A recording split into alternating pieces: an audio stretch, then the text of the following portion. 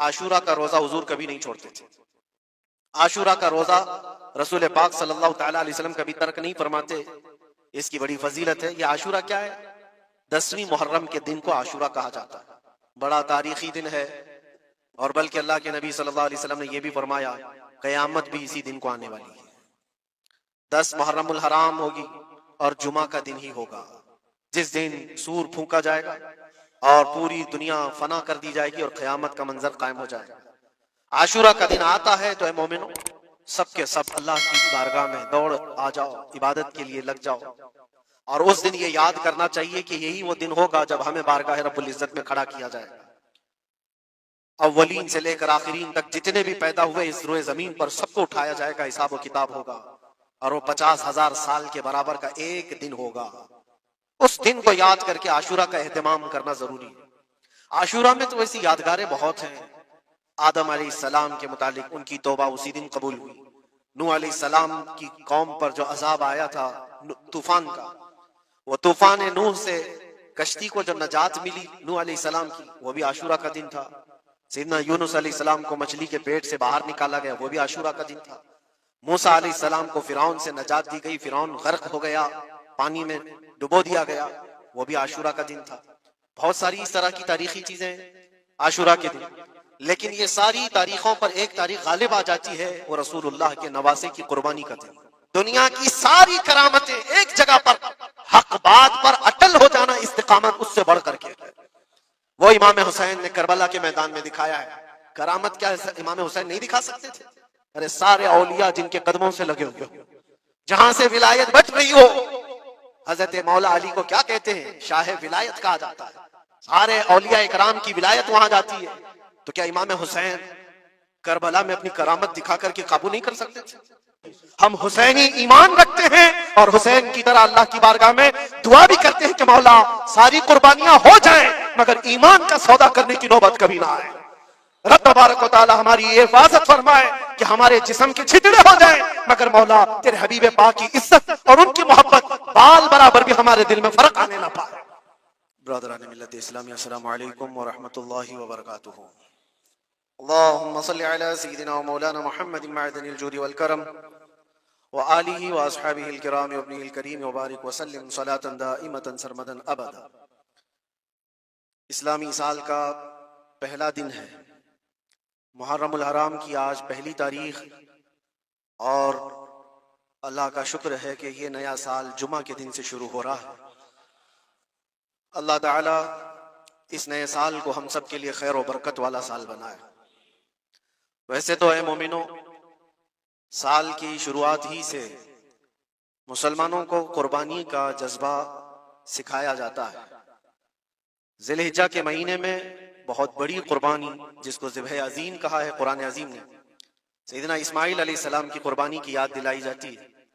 और मुहर्रम आते ही शर्क व गर्ब, शुमाल और जुनूब, तमाम तर मोमिनीन के दरमियान एक चर्चा मशहूर हो जाता है। वो सिबत रसूल, लख्त जिगर बतूल सैयदा फातिमतुज़ ज़हरा के आंखों के नूर सैयदना इमाम हुसैन आज़म रदी अल्लाह तआला अन्हु की कुर्बानी के चर्चे हैं।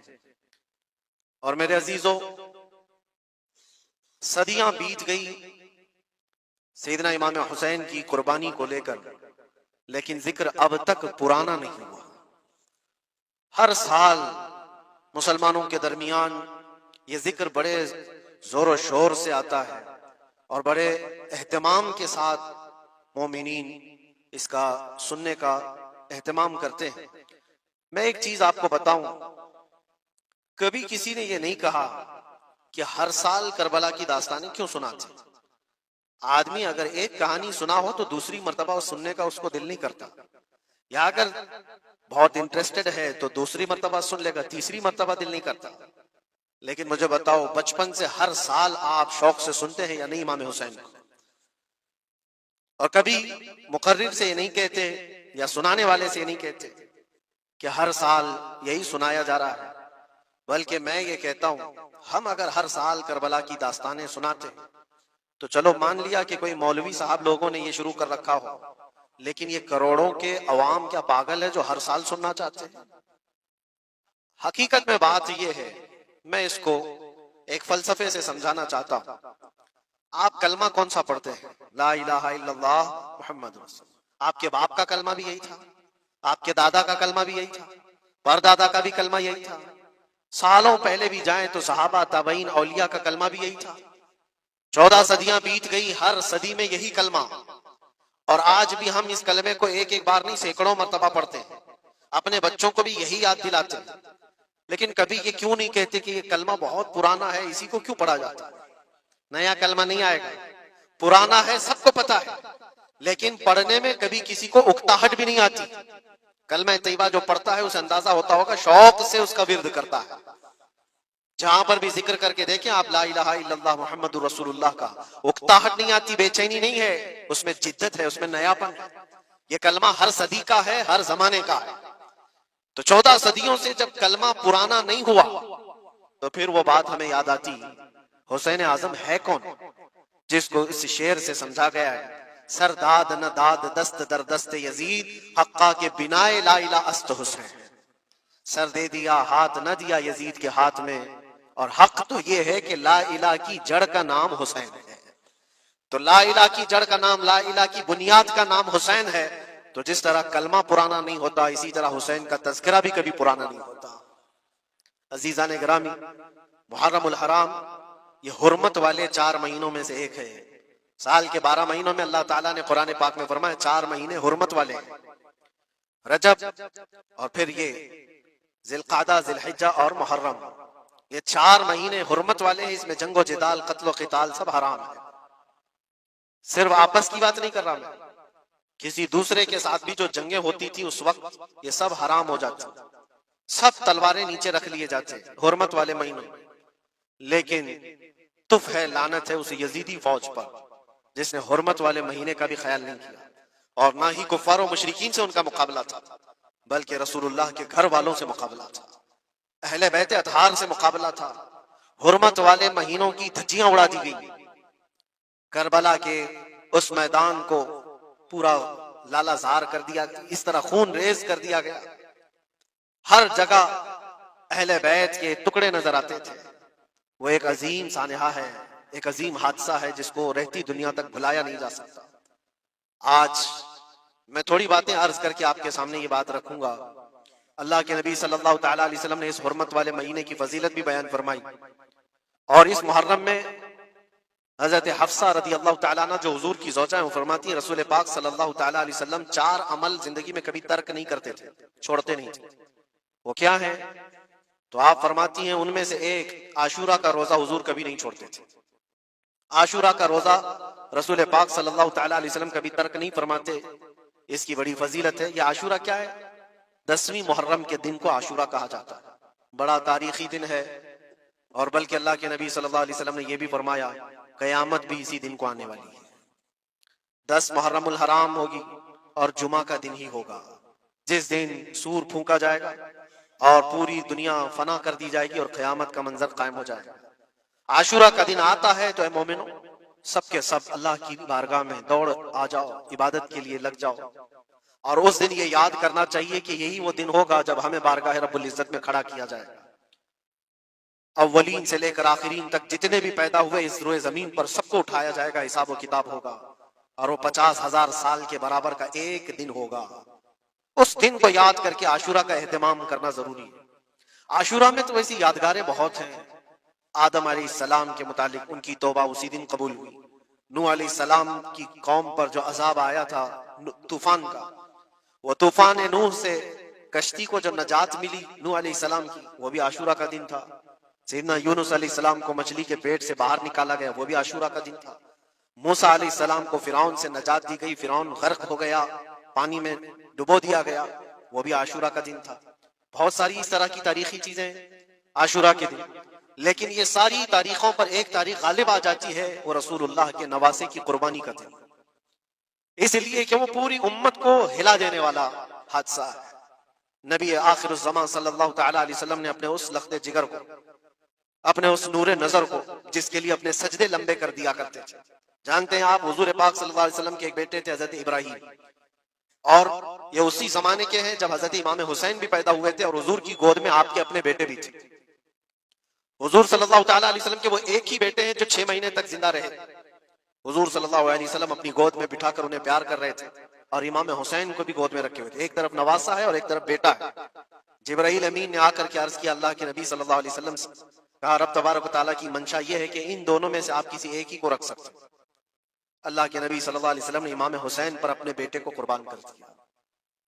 कहा है जिब्राईल हुसैन को रहने दो इसलिए कि ये मेरी आंखों का भी नूर है और फातिमा की आंखों का भी नूर है। फिर चंद ही दिन के बाद हजरत इब्राहिम का इंतकाल हो गया। आप अंदाजा करें जिस हुसैन आजम के लिए रसूल पाक सल्लल्लाहु अलैहि वसल्लम ने अपने बेटे को कुर्बान किया और मदीने की गलियों में जिसको अपने कंधों पर उठाकर सवार करते थे, इमाम हुसैन हुजूर के सल्लल्लाहु ताला अलैहि वसल्लम के कंधों पर सवारी किया करते थे। दोष नबुव्वत जिनकी सवारी हो, अंदाजा कर सकता है कोई? उस हुसैन आजम के चर्चे मदीने तैयबा में बचपन में ही आम थे। सहाबा इकराम रिज़वानुल्लाहि ताला अलैहिम अजमईन देखते थे, कभी हुजूर सल्लल्लाहु ताला अलैहि वसल्लम मस्जिद नबवी से तशरीफ लाते तो ये दोनों शहजादे हुजूर के जुब्बे पर लटके हुए आते थे। कभी हुजूर मिंबर पर खड़े हैं तो एक शहजादा हुजूर के एक कदम को पकड़ा है, दूसरा दूसरे कदम को पकड़ा हुआ है। ये तो उनकी परवरिश थी जो बचपने की थी। सहाबा उनकी इस बचपने पर रश्क किया करते थे और सहाबा इकराम रिज़वानुल्लाहि ताला अलैहिम अजमईन अदब हद दर्जे का करते थे। आपको मैं बताऊं, अदब तो ऐसा था अहले बैत अथार का। इमाम हुसैन की उम्र छोटी सी थी, इमाम हुसैन, और एक जमाना ऐसा था जब हुजूर पाक सल्लल्लाहु अलैहि वसल्लम के विसाल के बाद हजरत अबू बकर का जमाना आया। 2.5 साल आपने खिलाफत की। फिर उसके बाद हजरत उमर का दौरे खिलाफत शुरू हुआ और हजरत उमर के दौरे खिलाफत को कौन नहीं जानता। ऐसे रोबो दबदबे वाला खलीफा कि लोग उनकी हैबत से कांपते थे। कैसर और किसरा कांप रहे होते थे, बड़ी बड़ी फौजें थर्राती थी उस नाम से, हजरत उमर के नाम से। उनके दौरे खिलाफत में एक बार ऐसा हुआ था कि हजरत उमर के बेटे हैं अब्दुल्ला और उनका और हजरत इमाम हुसैन का बचपन में कुछ झगड़ा हो गया। छोटी उम्र थी, इमाम हुसैन की भी उम्र छोटी थी, अब्दुल्ला की उम्र भी छोटी थी। दोनों तकरार करते रहे, कुछ ना कुछ बातचीत हुई होगी।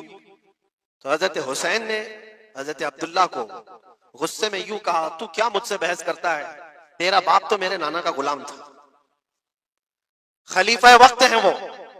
और उनको इस तरह से कहा, तेरा बाप आज जो खलीफा है वो मेरे नाना का गुलाम था।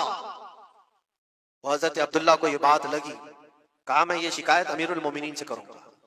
वो दौड़ करके आए, खलीफा वक्त है जिसके सामने खड़े होने के लिए अच्छे अच्छे कांप जाते थे। बेटे ने आकर के कहा हजरत उमर फारूक से कि अब्बा आज मेरी हुसैन से तकरार हुई और झगड़े में उन्होंने मुझे यूं ताना मारा कि तेरा बाप मेरे नाना का गुलाम था। हजरत उमर उतर आए कुर्सी से और कहा, क्या हुसैन ने ऐसा कहा? कहा बिल्कुल ऐसा ही कहा। तो हजरत अब्दुल्ला कहते हैं, अब्बा का जलाल देख करके मैं समझ गया कि हुसैन को सजा मिलेगी। कहा जाओ हुसैन को बुला लाओ, हुसैन को बुला लाओ, उन्होंने ये कहा है मैं सुनना चाहता हूं। हजरत अब्दुल्ला दौड़े हुए गए, चंद और लोग भी साथ में आ गए कि हुसैन की पेशी हो गई है खलीफा वक्त के दरबार में। अमीरुल मोमिनीन उमर इब्न खत्ताब ने तलब किया है। हजरत हुसैन आए और वो शहजादे के अंदर जो रोबो दबदबा है, जलाल है, जमाल है, वो बचपने से कायम। रसूलुल्लाह सल्लल्लाहु अलैहि वसल्लम का लुआबे पाक जिसने पिया, खलीफा वक्त के सामने आकर खड़े हुए। हजरत उमर ने पूछा, हुसैन मेरे बेटे को क्या आपने ऐसा कहा है कि तेरा बाप मेरे नाना का गुलाम था? हजरत हुसैन ने कहा, हाँ मैंने कहा है। डर किस बात का, खौफ किस बात का? जो कहा है वो कह रहा हूं, हाँ मैंने कहा। हजरत उमर ने कहा, कैसे कहे बताओ, किस तरह से तुमने कहा था, बोल के बताओ। हजरत हुसैन ने कहा, मैंने अब्दुल्ला से कहा तेरा बाप मेरे नाना का गुलाम था। हजरत उमर ने कहा, और एक बार बोलो। हजरत हुसैन ने फिर कहा, अब्दुल्ला तेरा बाप मेरे नाना का गुलाम था। हजरत उमर ने कहा, और एक बार बोलो। 3 बार बोलने के बाद उनके दोनों बाजू पकड़ करके घुटने जमीन पर टेक दिया। हजरत अमीरुल मोमिनीन कहते हैं, मेरी बख्शिश के लिए तुम्हारे जुमले ही काफी हो गए। आपने जो मुझे सनद दी है ए हुसैन, बस ये जुमला कल क़यामत के दिन भी कह देना, जब मेरा हिसाब हो रहा हो तो इतना कह देना, अब्दुल्ला का बाप उमर मेरे नाना का गुलाम था। इसलिए कि रसूल करीम सल्लल्लाहु अलैहि वसल्लम ने फरमाया है, अल हसन वल हुसैन सय्यदा शबाब अहलिल जन्ना, हसन और हुसैन जन्नती जवानों के सरदार हैं। ये जिसे इजाजत दे दे वो जन्नत में चला जाएगा, जिसे ये कह दे वो कि मेरे नाना का गुलाम है। मुझे बताओ मेरे अजीजों, उस हुसैन आजम की बात मैं कर रहा हूँ, वक्त का बारौब खलीफा अमीरुल मोमिनीन उमर इब्न खत्ताब, जिनके सामने घुटने टेक करके बैठे और कहे ये जुमला दोबारा कहो, उनका मकाम क्या हो सकता है? हद दर्जे का अदब सहाबा इकराम के अंदर था। और एक मर्तबा ऐसा भी हुआ था, हजरत उमर मिंबर पर खड़े थे, हजरत इमाम हुसैन अपने घर से दौड़ते हुए आए। ये वो मंजर था जब उन्होंने अपने नाना को मिंबर पर खुतबा देते हुए सुना है। जमाना उन्होंने आंखें खोली हैं हुजूर की गोद में, बचपना पाया है रसूलुल्लाह के घर में, और देखा है सबसे पहले खुतबा देते हुए तो अपने नाना को देखा था। लेकिन जब रसूल करीम सल्लल्लाहु अलैहि वसल्लम की वफात हो गई तो पूरा अंधेरा सा छाया हुआ था। हजरत इमाम हुसैन, उनके मुतालिक है कि एक बार हजरत उमर मिंबर पर खड़े थे, वो दौड़ते हुए आए मस्जिद में। हजरत हुसैन को ऐसा लगा कि रसूलुल्लाह खुतबा दे रहे हैं। वो यादें कहां से जाती जो रसूलुल्लाह को खुतबा देते हुए देखा था। दौड़ते हुए आए, देखा उमर फारूक खुतबा दे रहे हैं, तो चीख करके कहा कि आप मेरे नाना के मिंबर से उतर जाओ, ये मेरे बाप का मिंबर है, अपने बाप के मिंबर पर जाओ, तुम्हारे बाप के मिंबर पर जाओ। हजरत उमर उतर गए, ये नहीं कि खुतबा कायम रखा, फौरन उतरा और शहजादे को पकड़ करके रोने लग गए। सच कहा है हुसैन, ये मिंबर तो तुम्हारे घर का ही है, ये मिंबर तुम्हारे बाप का है, तुम्हारे नाना का है, और उन्होंने ये इज्जत बख्शी है हमें कि हम इस मिंबर पर खड़े होते हैं। अगर आप इजाजत दें तो मैं खुतबा दूं, वरना मैं यही बैठा रहूं। ये मकाम था इमाम हुसैन का, बचपने की बात कर रहा हूं। फिर उन्होंने कहा आप खुतबा दें। हजरत उमर खुतबा देने लगे। अजीजा ने गिरामी, रसूल करीम सल्लल्लाहु तआला अलैहि वसल्लम के उस अजीम खानवादे की बात कर रहा हूं। दुनिया ने इमाम हुसैन की दास्ताने करबला की बहुत सुनाई, और हम भी सुनाते रहे और सुनते भी रहे। वो तो आखिरी वक्त की कुर्बानियां हैं, जब आपकी जिंदगी पाक तमाम होने को आई उस वक्त तो करबला में पहुंचे, लेकिन आपकी इब्तिदाई जिंदगी और आपकी जवानी, ये सब मामलात हर नौजवान के सामने होना चाहिए। अगर नौजवान आज हमारा ये कहता है कि मैं, मेरा आइडियल हुसैन है, तो उसको हुसैन की जिंदगी पढ़ना चाहिए। अगर वो पढ़ेगा तो यजीदियों की तरह जीना छोड़ देगा, जीने का तरीका यजीदियों की तरह, और नारे हुसैन के हों तो ये जमीन और आसमान का फर्क है मेरे अजीजों। सैयदना इमाम हुसैन रज़ी अल्लाह तआला अन्हु के घराने की बात मैं आपको कहूं। एक बार हुजूर पाक सल्लल्लाहु तआला अलैहि वसल्लम हजरत फातिमा के घर तशरीफ लाए थे। ये कौन सा वक्त था मैं आपको बताऊं। बच्चे दोनों बीमार थे, इमाम हसन और इमाम हुसैन। तो हजरत फातिमा ने मन्नत कर ली थी कि अगर ये बच्चे सेहतयाब हो जाएं तो 3 रोजे रखेंगे। हजरत अली ने भी मन्नत कर ली, तो उसके बाद बच्चे सेहतयाब हो गए तो रोजे रखे। हजरत अली रज़ी अल्लाह तआला दामाद रसूल, असदुल्लाह अल गालिब, शेर खुदा जिनको कहते हैं, फातह खैबर शिकन और फातह खैबर, सैयदना अली इब्न अबी तालिब रज़ी अल्लाह तआला अन्हु एक खजूरों के बगीचे में काम किया करते थे, और मजदूरी में सिर्फ 2 दिरहम आपको मिलते थे। वो 2 दिरहम ऐसे कि उससे मदीने में इतना आटा मिलता था जिससे 5 रोटियां बन सकती थी। ये दिन की मजदूरी थी उनकी। दिन भर काम करके आते, रोजा रख करके गए थे, काम करके 2 दिरहम मजदूरी में ले आए, और उसके बाद आटा खरीद कर लाए और कहा फातिमा रोटियां बना लो। 5 लोग थे घर में, हजरत फातिमा, हजरत अली और आपकी एक कनीज फिदा, और हजरत हसन और हुसैन रज़ी अल्लाह तआला अन्हुम। 5 रोटियां बनी थी, और शाम में इफ्तार के लिए बैठे थे। तो ऐन इफ्तार के वक्त एक मिस्कीन दरवाजे पर आता है, वो कहता है ये अहले बैत का घराना है, मैं बहुत भूखा हूं, क्या मुझे कुछ खिलाया जा सकता है। हजरत फातिमा ने 5 रोटियां उठाकर उसकी झोली में डाली, एक भी नहीं रखा, और पानी पीकर इफ्तार कर लिया। क्या ये कर सकता है हम में से कोई? इफ्तारी के वक्त हमारे सामने रखा हुआ सामान इधर से उधर होने नहीं देते। कोई तुम्हारा शरबत थोड़ा सा उठा ले तो देखो पारा कितना चढ़ जाता है। इफ्तारी के वक्त तो सबको भूख शिद्दत की लगी रहती है, और उस वक्त घर में जो मौजूद है वो उठा के दे देना। मिस्कीन तो लेकर चला गया, और ये पानी से इफ्तार करके रह गए। रात को इसी पानी से सहरी, दूसरा रोजा था। हजरत अली मजदूरी पर गए, फिर वही मजदूरी, और आटा लाए, 5 रोटियां बनी, और इफ्तार में बैठे थे कि एक यतीम बच्चा आ गया जिसके माँ बाप नहीं थे। उसने आवाज लगानी शुरू की कि मेरा कोई नहीं है, मेरा आसरा नहीं है, मेरा बाप नहीं है, मैं यतीम हूं, क्या मुझे इस घर से खिलाया जा सकता है? आज हजरत फातिमा ने वो 5 रोटियां उठाई, उसकी झोली में डाली, कहा सबर कर लो, हम पानी पी लेंगे। पानी पीकर दूसरा दिन इफ्तार कर लिया इन्होंने, और उस दिन उसी तरह से सहरी किए, और तीसरा रोजा था। कौन रख सकता है मेरे अजीज? एक रोजा ही लोगों के लिए कितना भारी होता है। तीसरा रोजा था बगैर किसी चीज के खाए हुए, और तीसरे रोजे के बाद फिर मजदूरी की हजरत अली ने, फिर उतनी मजदूरी से आटा खरीद लाए, 5 रोटियां बनी, और आज इनके खाने का वक्त था, इफ्तारी करने ही वाले थे। जेल से छूटा हुआ एक कैदी इनके घर के पास आया। कैदी था जो बरसों से जेल की सजा काट रहा था, अचानक आया और कहा मैं बहुत भूखा हूं, मेरे पास कोई असबाब नहीं, खाने पीने का कोई सामान नहीं, और मैंने इस घराने की बड़ी तारीफ सुनी है, ये अहले बैत का घराना है, क्या मुझे खिलाया जा सकता है? यकीनन वो लजपाल घराना है, वो सखी घराना है। आज भी 5 रोटियां उठाई और डाल दी, और हालत ये हो गई थी कि सबका पेट पीठ से लग गया था और आवाज नहीं निकल रही थी किसी की। तीसरा दिन गुजरा था और उस वक्त सब हसनैन करीमैन ताक में दुबके हुए अंदर बैठे हुए थे। हजरत अली झुके हुए थे, हजरत फातिमा भी वो सजदे में थी। रसूल करीम सल्लल्लाहु तआला अलैहि वसल्लम इस हालत में इस घराने में तशरीफ लाते और आए, आवाज दिया तो आवाज किसी की निकल नहीं रही, सन्नाटा है घर में। देखा तो हसनैन करीमैन जिस्म पूरा लागर दिख रहा है, दीवार से दुबके हुए बैठे हैं, हजरत फातिमा अलग, हजरत अली अलग। ये क्या मंजर है? ये अहले बैत वो है जो फाका करते थे लेकिन शिकायत किसी के पास करते नहीं थे। ये नहीं कि हमारे घर में कुछ नहीं है, कभी नहीं कहा। इसी तरह बैठे रहे। अल्लाह के नबी सल्लल्लाहु अलैहि वसल्लम पूछ रहे थे तुम्हें क्या हो गया? इसी असना में उनका जवाब आने से पहले जिब्राइल अमीन आयत लेकर के आ गए। आयत लेकर के आ गए, कुरान पाक की आयत सूरह दहर में आज भी मौजूद है। अल्लाह ताला फरमाता है वयुतइमून अत्तआम अला हुब्बिही मिस्कीनन व यतीमन व असीरा। ए रसूल पाक, ये वो घराना है जो अल्लाह की मोहब्बत में कभी मिस्कीन को खिलाता है, कभी यतीम को खिलाता है और कभी कैदियों को खिलाता है। और हुजूर को हजरत जिब्राइल ने बशारत दी, न वो मिस्कीन घर पे आया था, न यतीम घर पे आया था, न कैदी घर पे आया था, वो तो अल्लाह का फरिश्ता था जो अहले बैत का इम्तिहान ले रहा था। और ये अहले बैत का घराना इम्तिहान में मुकम्मल कामयाब है और इनके खाने के लिए अल्लाह ताला जन्नत से खाने नेमत उतार रहा है। ये वो घराना था। क्या इस सबर को आप देख सकते हैं? बचपन में जहां इतना सबर सिखाया गया हो, बच्चों ने ये उलझ करके कहा कि माँ क्यों दे रही हो रोटियां, हमारे लिए भी तो कुछ रखो। ये वो आदाब थे, ये वो परवरिश थी जो करबला के मैदान में उनको जबल इस्तिकामत बनाया हुआ था। टस से मस नहीं होते थे। ये अचानक आई हुई परवरिश नहीं थी, अचानक मिली हुई तरबियत नहीं थी, उनकी गुट्ठी में घोल करके पिलाई गई हुई तरबियत थी। हसनैन करीमैन को यह सब्र और इस्तिकामत उनकी माँ और उनके बाप ने उस वक्त से दिया है जब अभी वो शऊर की आंखें खोल रहे थे।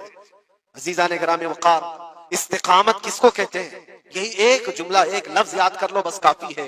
आज मेरा मैसेज इतना ही है। इस्तिकामत है सिर्फ और सिर्फ जुल्म सह करके मर जाना, ये कोई कमाल की बात है। जालिम के सामने डटे रहना और हक बात का ऐलान करना, ये इस्तिकामत है।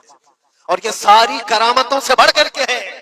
सारी करामतें, जो भी वली करामत दिखाता है वो नबूवत का पर्दा होता है, मौजज़े का पर्दा होता है। नबी मौजज़ा दिखाते हैं। मौजज़ा क्या है? ऐसा काम जो आम इंसान नहीं कर सकता। जैसे हजरत मूसा अलैहिस्सलाम ने अपने लकड़ी को जमीन पर डाला तो वो सांप बन गया, अज़दा बन गया। हजरत ईसा अलैहिस्सलाम मट्टी के परिंदे को फूंक मारते थे तो वो उड़ जाता। ये मौजज़ा है। और वली से जो काम सादिर होता है ऐसा जो आम इंसान नहीं कर सकता, उसको क्या कहते हैं? करामत। वली से करामत साबित होती है। बहुत सारे औलिया कराम से करामतें सादिर हुई। सरकार गौसे पाक रज़ी अल्लाह तआला अन्हु की करामतें बहुत, सरकार गरीब नवाज की करामत है, बहुत सारे औलिया कराम की बहुत सी करामतें। इन्होंने कभी पानी पर अपने मुसल्ले बिछाए, कभी हवाओं में चल के दिखाए, या फिर मुहय्यरुल उकूल काम जो आम इंसान की समझ में ना आए, ये सब करामतें देखकर इंसान हैरत में आ जाता है, ऐसा कैसे? और आज भी सारे लोग इसी चक्कर में बाबाओं के पीछे घूमते रहते हैं कि कोई चमत्कार दिख जाए, चमत्कार नजर आ जाए। चमत्कार देखने के लिए इंसान पागल हो जाता है। इसी जो आपकी जुबान में चमत्कार और करामत अलग चीज है। जादूगर कोई चीज दिखा रहा है वो चमत्कार है। करामत देख करके तुम ये समझने लगते हो इससे बड़ा कोई हो ही नहीं सकता, इससे बड़ा कोई नहीं हो सकता। अगर तुम्हारे सामने कोई बाबा हवा में उड़ के दिखा दिया तो हो गया फिर तुम्हारा, सारी चीजें उसके पीछे कुर्बान, इससे पहुंचा हुआ कोई नहीं। मैं आपको कहता हूं दुनिया की सारी करामतें एक जगह पर हक बात पर अटल हो जाना, इस्तिकामत उससे बढ़ करके। वो इमाम हुसैन ने करबला के मैदान में दिखाया है। करामत क्या है? इमाम हुसैन नहीं दिखा सकते थे? अरे सारे औलिया जिनके कदमों से लगे हुए, जहां से विलायत बट रही हो, हजरत मौला अली को क्या कहते हैं? शाह विलायत कहा जाता है। सारे औलिया इकराम की विलायत वहां जाती है। तो क्या इमाम हुसैन करबला में अपनी करामत दिखा करके काबू नहीं कर सकते थे? और लोगों के इस जहन में आने वाले सवाल को दूर करने के लिए इमाम हुसैन के शहजादों में 600 साल बाद आने वाले गरीब नवाज ने अजमेर की धरती पर दिखाया भी था। तुम अगर पानी बंद करते हो तो मोइनुद्दीन एक कटोरी में पूरा पानी समा सकता है। क्या नहीं हुई थी? अना सागर का पूरा पानी एक कटोरी में सरकार गरीब नवाज के हुक्म पर नहीं जमा हुआ था। और आपने छोड़ दिया तो पानी पूरा चला गया। वो 600 साल बाद आने वाले गरीब नवाज जो इमाम हुसैन की औलाद में से इतने सालों बाद आने वाली औलाद में ये पावर है, ये ताकत है, तो हुसैन के हाथों में क्या ताकत हो सकती। अरे दरियाए फुरात तो उनके कदमों से लग करके बहता अगर हुक्म देते। लेकिन इमाम हुसैन रदी अल्लाह तआला अन्हु करामत से अगर वो मामला हल कर देते तो हम जैसे निकम्मों के लिए आइडियल कौन होता, हम जैसे गरीबों के लिए आइडियल कौन होता। वो तो बड़े लोग थे, मुत्तकी थे, परहेजगार थे, रसूलुल्लाह के खानदान से थे, उन्होंने करामतों से उन मामलात को हल किया होगा। लेकिन हम जैसे लोग इस जमाने में अपने दौर के यजीदियों से लड़ने का वक्त होता तो हम कौन सी करामत दिखाते। इसीलिए इमाम हुसैन ने क़यामत तक आने वाले मुसलमानों के लिए करामत दिखा करके उस मैदान को फतह नहीं किया, इस्तिकामत दिखा करके। ये मैसेज था क्या है मुसलमानों, जैसी भी बड़ी ताकत तुम्हारे सामने आए डटे रहो, जमे रहो और मरने का खौफ ना रखो। अगर कट जाते हो, मर जाते हो तो कोई फर्क नहीं पड़ता, क्योंकि रब तबारक व तआला ने पहले ही कुरान में गवाही दे दी है, वला तक़ूलू लिमन युक़तलू फी सबीलिल्लाहि अमवात बल अहयाउ वलाकिन ला तशऊरून। तो अल्लाह की राह में मारे जाए उन्हें मुर्दा न कहो, वो जिंदा है, तुम्हें उसका शऊर नहीं। और वो जिंदगी तो आज भी हम देख रहे हैं, आज भी हम देख रहे हैं, इस्लाम जिंदा होता है हर करबला के बाद।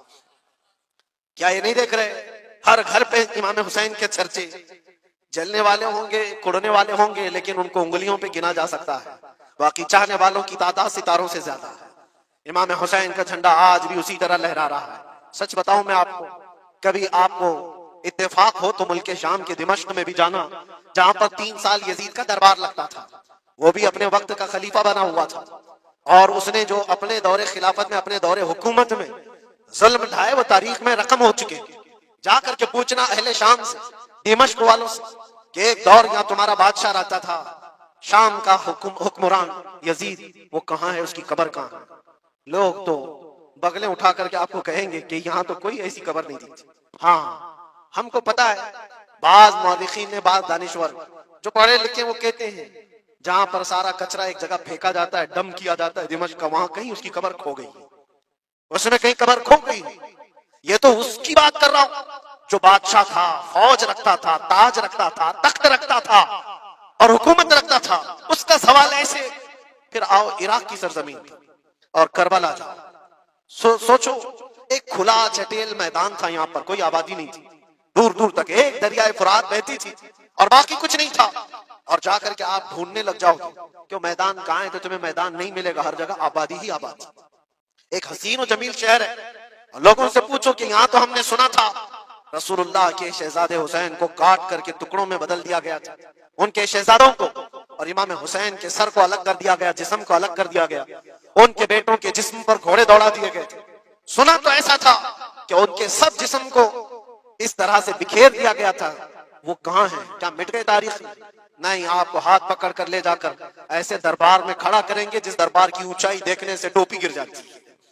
उस हसीन दरबार को देखते ही दिल में हैबत तारी होती है, और फिर तुम बेइख्तियार ये कह दोगे, हुसैन का दरबार देखते ही तुम्हारी जुबान से ये अल्फाज निकल पड़ेंगे, शाह अस्त हुसैन, बादशाह अस्त हुसैन।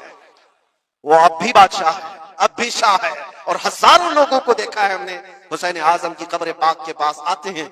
मैं पूछा था एक बड़े बुजुर्ग से, चिट्ठियां वहां पर बहुत अंदर रहती हैं, बहुत सारे लोग अपने पैसे भी डालते हैं, नजराने भी पेश करते हैं, बहुत सारी चिट्ठियां होती हैं। मैं पूछा चिट्ठियां क्या है? कहा बरसों से रिवाज है, जब किसी का कोई मसला हल नहीं होता तो वो पूरा चिट्ठी में अपना लिख करके लाता है और इमाम हुसैन के पास पेश करता है, इसलिए कि उसका विजदान ये कहता है हम रियाया हैं और वो बादशाह है। बादशाह के सामने अगर शिकायत ना की जाए तो फिर किसके सामने की जाए?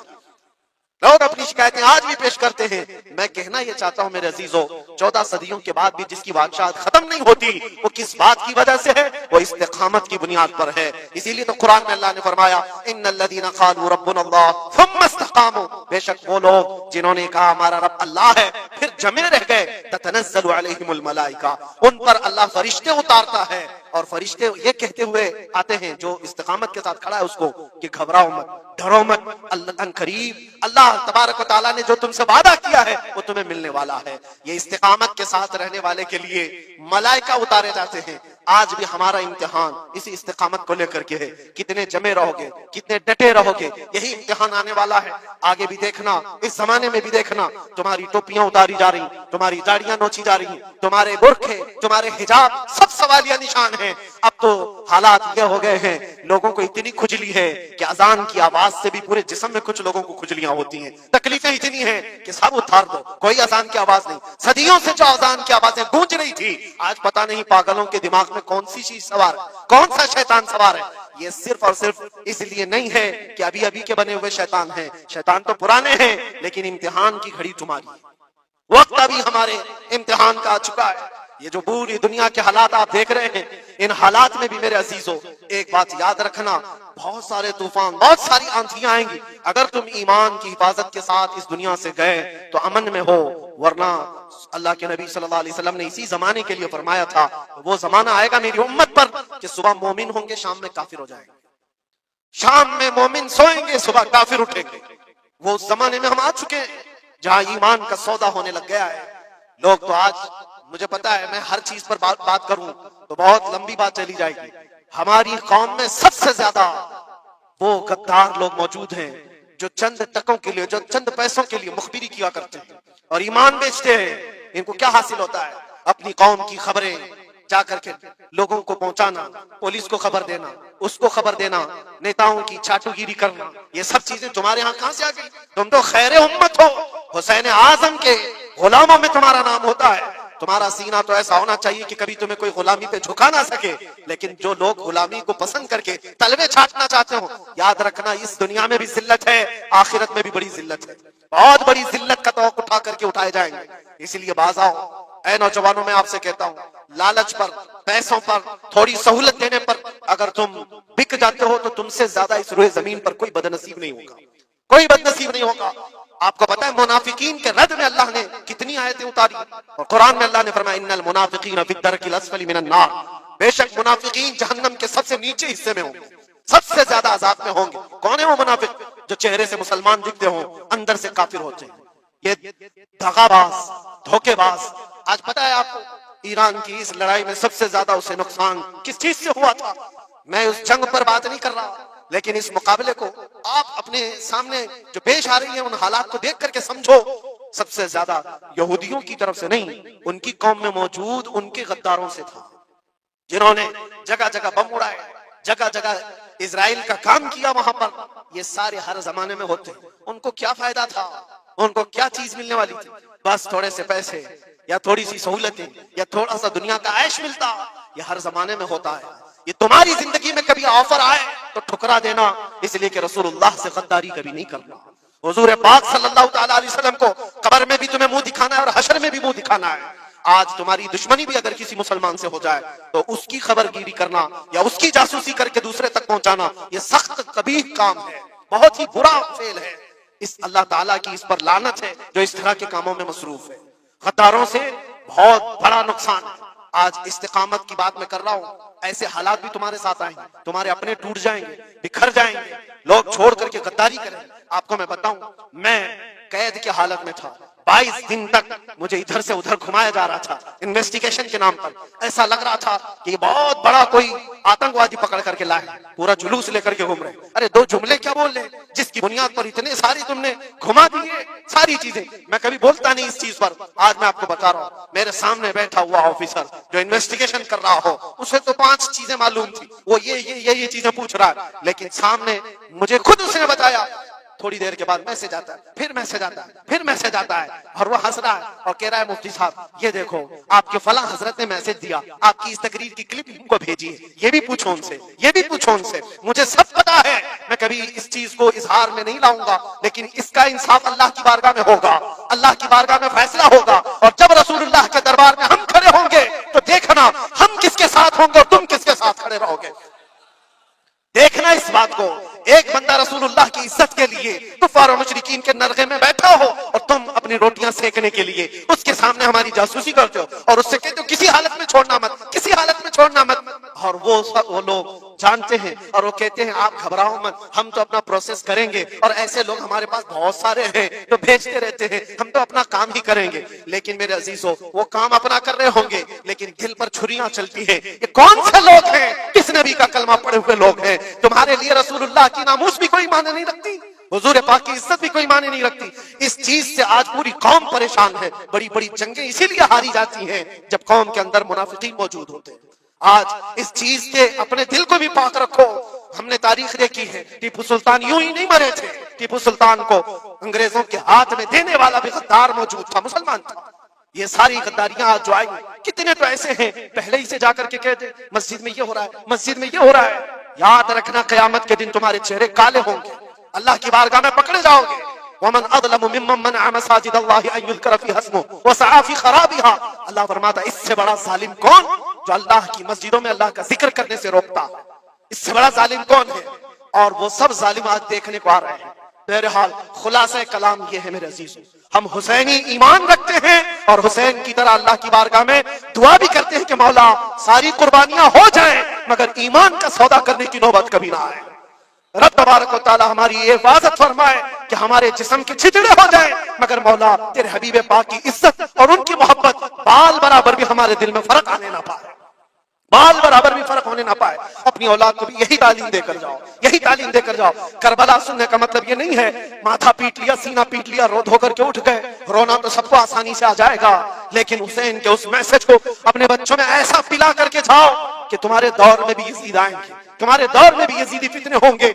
उस वक्त मेरे बेटे चूड़ियां पहनकर घर में ना बैठना, यजीदियों का मुकाबला करने के लिए हक बात का ऐलान करना। मुझे याद है मेरी बात, मैं जिस वक्त अपने घर से दिल्ली के लिए निकल रहा था तो मेरी माँ ने यही कहा था, ना वापस आओ तो कोई बात नहीं, हमें यकीन है कि अल्लाह के रास्ते पर जा रहे हैं। अल्लाह तबारक व तआला इस इस्तिकामत को हर घर में अता फरमाए। हुसैन आजम का जज्बा अल्लाह ताला हमारी औलाद में अता फरमाए। को इतना मुश्किल बना दिया गया और जिना को आसान कर दिया गया है। निकाह मुश्किल क्यों बनाया गया है?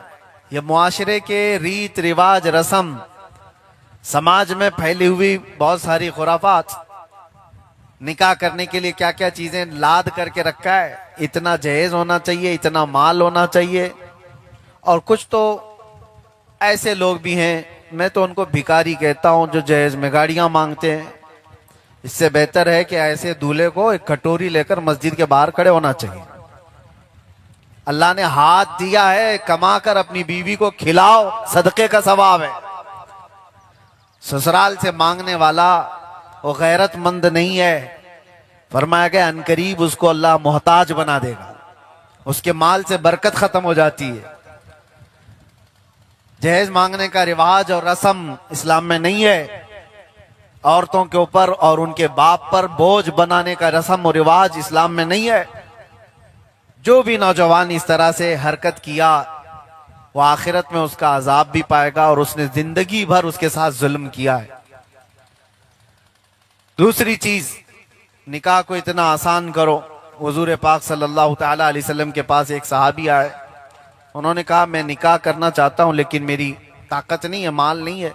हुजूर ने फरमाया महर में क्या एक चांदी की अंगूठी दे सकते हो? मैं तुम्हारा निकाह कर दूंगा मदीने की किसी खातून से। उस साहबी ने कहा या रसूल अल्लाह, चांदी की अंगूठी तो दूर की बात, लोहे की अंगूठी देने की भी ताकत नहीं है। तो मेरे आका ने नहीं फरमाया तेरा निकाह ही नहीं होगा। कहा, पूछा क्या तुझे कुरान की कोई सूरह याद है? उस साहबी ने कहा कज़ा व कज़ा या रसूल अल्लाह। हाँ या रसूल अल्लाह, मुझे फलां फलां कुरान की सूरह याद हैं। हुजूर ने मदीने तैयबा में अंसार साहबी की एक बेटी को बुलाया और कहा मैं तेरा निकाह इस नौजवान के साथ कर रहा हूं, क्या तुझे मंजूर है? उस खातून ने और उनके बाप ने कहा या रसूल अल्लाह, आपके बाद फिर किसकी मजाल है? आपने फरमाया सर आंखों पर हुक्म है। और उसके बाद हुजूर से पूछा कि इस मेरी बेटी का महर क्या होगा? हुजूर ने फरमाया इस गरीब नौजवान का निकाह कर रहा हूं, महर में ये कुरान की सूरतें उसे याद करा देगा। अपनी दुल्हन को कुरान की सूरह याद करा देगा, यही इसका महर है। ये रसूल पाक सल्लल्लाहु तआला अलैहि वसल्लम ने निकाह को इतना आसान फरमाया था। आज मुआशरे के अंदर सादगी लेकर के आए और ये जो इज्तिमाई निकाह है, ऐसे बहुत सारी जगहों पर होता है। इसको आमतौर पर यह समझते हैं कि गरीबों का होता है, जिनकी ताकत और इस्तिताअत नहीं होगी वो लोग कर लेते हैं। ऐसा नहीं है मेरे अजीजों। जो अक्ल वाले लोग हैं वो खुराफात में पैसे बर्बाद करने से अपने आप को बचाते हैं। और ऐसी जगहों पर हो सकता है इज्तिमाई तौर पर सबके एक महफिल में हो तो अल्लाह की रहमतें किसी पर बरस रही हो और सब उसमें नहा लें। कोशिश ये करें कि अपने माल को खुराफात और वाहियात में बर्बाद करने से बचाएं। और निकाह करने वाले नौजवान से ये भी मैं कहता हूं, अल्लाह के हबीब सल्लल्लाहु अलैहि वसल्लम फरमाते हैं, इदा तज़व्वजल अब्दु फ़क़द इस्तकमलल ईमान निस्फ़हु। जब कोई निकाह कर लेता है तो उसका आधा ईमान मुकम्मल हो जाता है। आधा ईमान उसने मुकम्मल कर लिया। फलयत्तक़िल्लाह फ़िन्निस्फ़िल बाक़ी, आधे बाकी ईमान में वो अल्लाह से डरता रहे। यानी निकाह इतना अजीम है कि आधा ईमान मुकम्मल हो जाता है। और एक हदीस में हुजूर फरमाते हैं, नौजवानों तुम में से जिसकी ताकत है उसे चाहिए कि वो निकाह कर ले, इसलिए कि निकाह तुम्हारी आंखों की हिफाजत करता है, तुम्हारे शर्मगाह की हिफाजत करता है। और यही दो चीजें हैं जो इंसान को गुमराह करती हैं। आंखें बहक गई, आंखें भटक गई, उसके बाद पूरा शरीर पूरा जिस्म उसका गुनाहों की तरफ जा सकता है। और निकाह करने के बाद उसकी आंखों की हिफाजत होती है, उसके शर्मगाह की हिफाजत होती है। और ये दो चीजें इंसान को जहन्नम में ले जाती है अक्सर। हुजूर पाक सल्लल्लाहु तआला अलैहि वसल्लम ने फरमाया, और कुरान ये कहता है निकाह करो, अगर फकीर हो तो अल्लाह ताला गनी बना देगा। निकाह की बरकत से रिस्क के कई दरवाजे खोले जाते हैं। बहुत सारे ऐसे नौजवानों को मैंने देखा, उम्रें हो गई, निकाह क्यों नहीं किया? अरे अभी सेटल नहीं हुए, अभी स्टैंड नहीं हुए। क्या है ये सेटल और स्टैंड? क्या एक पांव पे खड़े हो, चल फिर रहे हो सारी चीजें? निकाह जब उम्र हो जाए तो जल्दी करना ये अफजल है। मेरे आका सल्लल्लाहु अलैहि वसल्लम ने फरमाया, तीन चीजों में ताखीर करना, लेट करना गुनाह है। वो तीन चीजें क्या है? हुजूर फरमाते हैं, नमाज का वक्त हो जाए तो उसमें ताखीर करना गुनाह है। दूसरी चीज, जब किसी का इंतकाल हो जाए तो जनाजा उठाने में ताखीर करना ये गुनाह है। जल्द से जल्द मैयत को कब्रिस्तान ले जाना चाहिए, ज्यादा देर इंतजार ना कराया जाए।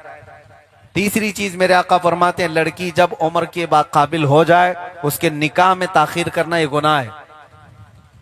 लेट ना करो, बच्चियों के निकाह जल्द से जल्द अदा किए जाए। जब उनकी मैच्योरिटी हो, जब वो निकाह के काबिल हो जाए तो उनका निकाह जल्द से जल्द अदा कर दिया करो। आज फितनों के दौर में मेरे अजीजों, निकाह को आसान बनाना ये उम्मत मुस्तफ़ा की जिम्मेदारी है। आपके पैसे जो शादियों में खर्च होते हैं, अभी मैं कल की बात बताऊं, एक निकाह में और हाजिर था, किसी को मैं नसीहत करते हुए ये कह भी रहा था, कुछ लोगों को बुरा भी लग जाता है। यहाँ का मुझे पता नहीं कितना कितना मेहर रखा जाता है। मेहर कितना रखा जाता है? हाँ देखिए, यही है 7,000 10,000 यही मेहर होता है। मैंने नौजवानों से कहा, शादी के टाइम पे शेरवानी कितनी की पहनते हो? फूल का हार कितने का लाते हो? डीजे भी आ गया तो पिंडाल भी, और खाना कितने लोगों का बनता है?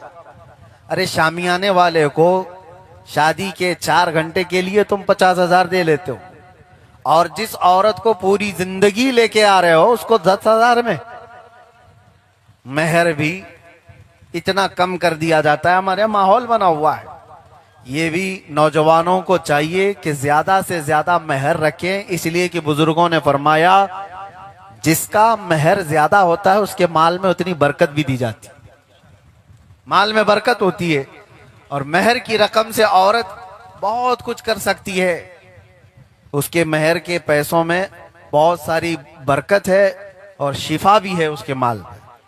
बहरहाल बहुत सारी ऐसी बातें हैं जो हमारे यहाँ गैरों से आई हुई है, वो इस्लामी नहीं है, उसको हमारे यहाँ से निकालने की जरूरत है। खुशियां मनाओ शादी में, इसकी कोई वो नहीं है, लेकिन दायरे इस्लाम में रह करके जितना इजाजत अल्लाह के नबी सल्लल्लाहु तआला अलैहि वसल्लम ने अता किया है उसी इजाजत के तहत आखिरी बात मैं अर्ज करता हूं, मोहब्बत हो तो ऐसी हो शोहर और बीवी के दरमियान। ये कैसे आती है मोहब्बत? शादी करके एक बात याद रखना, जिनकी नहीं हुई उनके लिए दुआ करते रहो अल्लाह की बारगाह में। ये मत दुआ करो कि अल्लाह हूर परी मिल जाए, देखो तो आंखें पलक झपकना भूल जाए, इतनी खूबसूरत मिल जाए, लंबे बाल वाली, पतली कमर वाली, पता नहीं क्या क्या लिस्ट लेकर के नौजवान घूम रहे होते हैं। मिल भी गई और अगर मिजाज की चिड़चिड़ी मिली तो आधी जहन्नम दुनिया में बना देगी, जिंदगी खराब हो जाएगी। अगर तुम्हारा रिश्ता शादी के बाद शोहर और बीवी का हल्का भी बिगड़ गया तो जानते हो दिमाग पर भी असर है, रिश्ते पर भी असर है, औलाद पे भी असर है, दोस्तों पे भी, बिजनेस पे भी, जॉब पे, सब पे असर हो जाएगा। और ऐसा दूल्हा 2 साल के अंदर बूढ़ा दिखने लग जाता है, बाल सफेद होने लग जाते हैं। कहां से? आधे से ज्यादा घर से।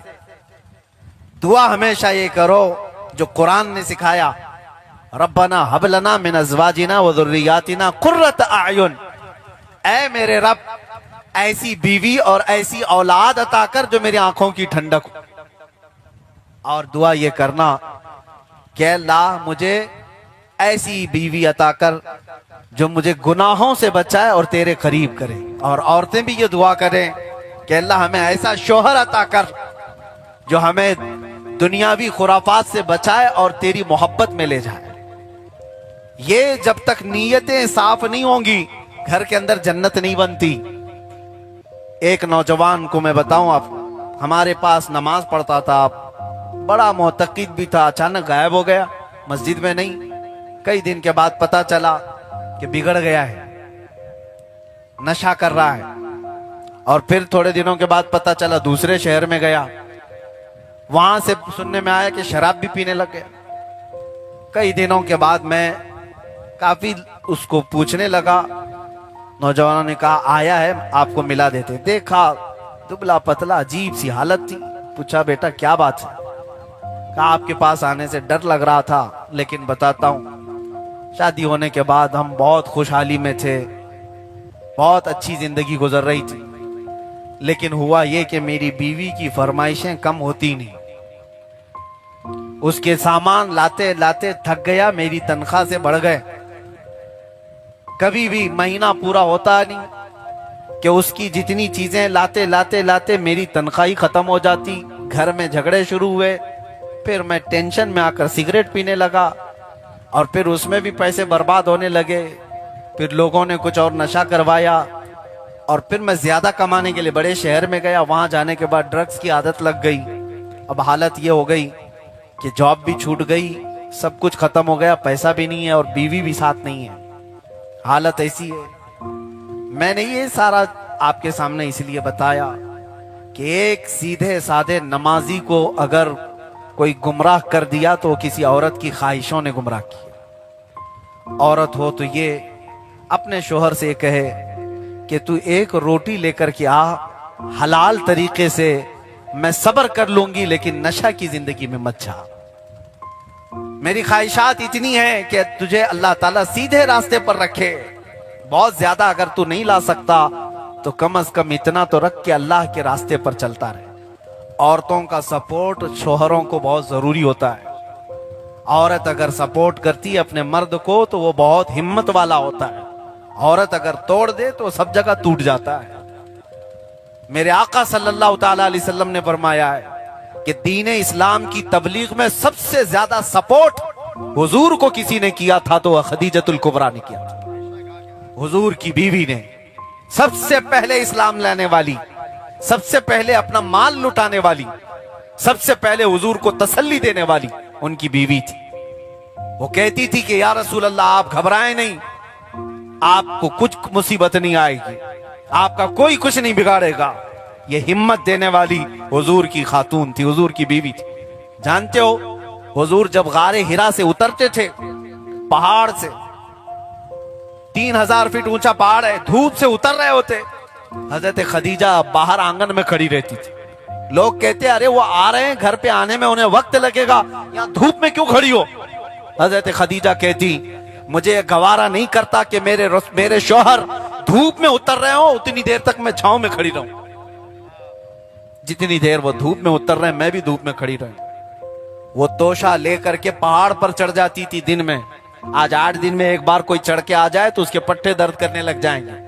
वो रोजाना हज़रत खदीजा हुजूर पाक सल्लल्लाहु अलैहि वसल्लम के लिए खाना लेकर पहाड़ पर चढ़ती थी। इतनी बात नहीं मेरे अजीजों, शोहर और बीवी में ऐसा सपोर्ट किसी ने देखा नहीं होगा।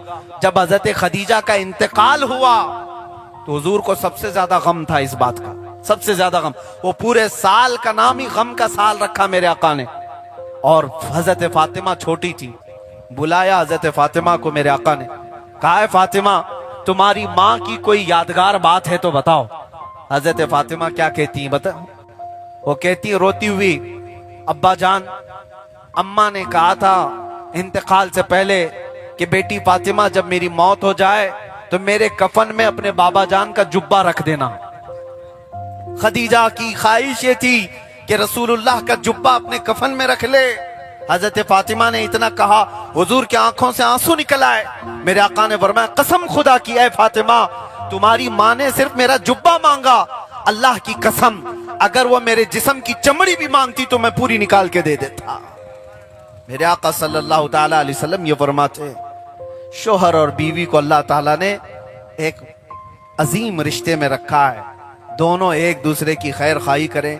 और आखिरी ये नसीहत है, कोशिश ये करो, हमेशा कोशिश ये करो कि जब दोनों के दरमियान कुछ भी हो जाए तो दो ही बैठ कर के सुलह करो, तीसरे को दाखिल करोगे तो बहुत फसाद हो जाता है।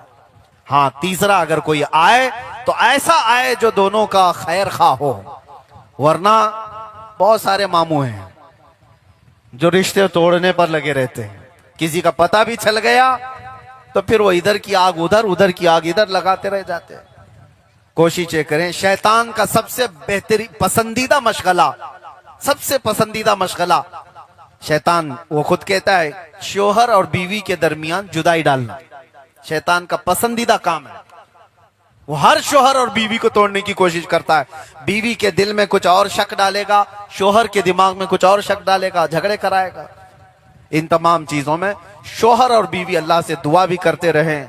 और कोशिश यही होना चाहिए कि मर्दों से कहता हूं कि औरतों को लाए हो तो मेरे आका ने फरमाया वो टेढ़ी पसली से बनी हुई पूरी सीधी करने की कोशिश मत करो, टूट जाएगी।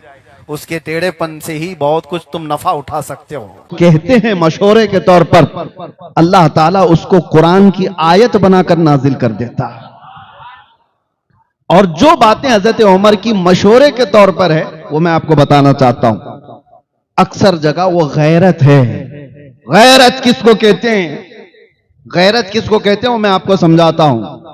बुज़दिल आदमी और मुनाफिक के अंदर गैरत नहीं होती। जिसको आम जुबान में अगर कह दिया जाए तो बीच वाला आदमी,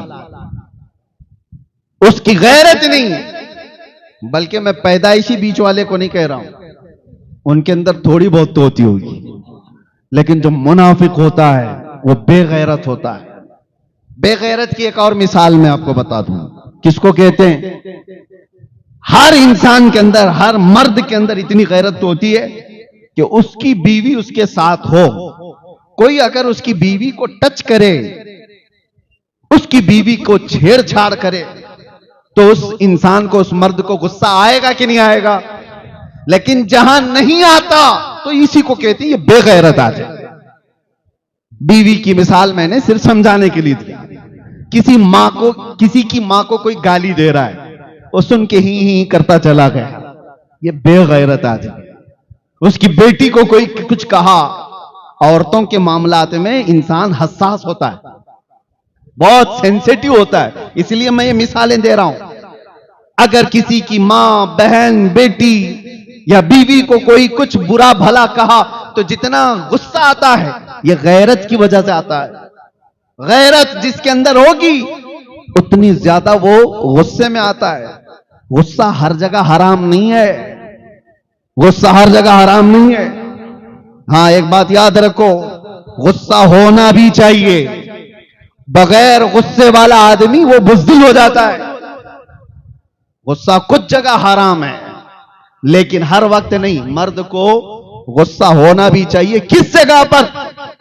मैं तो हदीस के जरिए से बता रहा हूं। अगर आप घर में बैठे थे, आपके घर के सामने से आपका दरवाजा खुला हुआ था, कोई शख्स आपके घर के अंदर नजर डालता है आपकी औरतों पर, हुजूर पाक फरमाते हैं घर वाले को इख्तियार है गैरत में आकर अगर उसने पत्थर उठाया और देखने वाले की आंख पर मार दिया, उसकी आंख फूट भी गई, तो मारने वाले पर मुआखजा नहीं होगा।